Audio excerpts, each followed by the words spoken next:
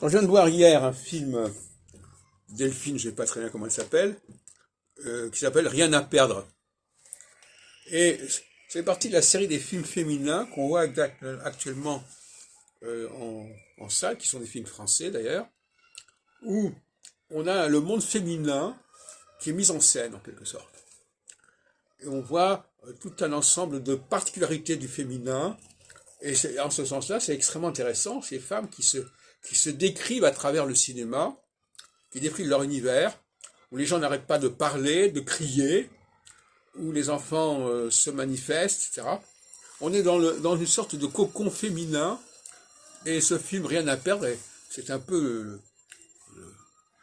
l'expression la plus ultime de ce féminisme, qui est un féminisme en quelque sorte, non pas d'égalité, mais au contraire, qui affirme sa différence, ce déballage, ce déchaînement de la parole à tout prix, ces excès qui sont considérés comme normaux, ces excès de parole, etc.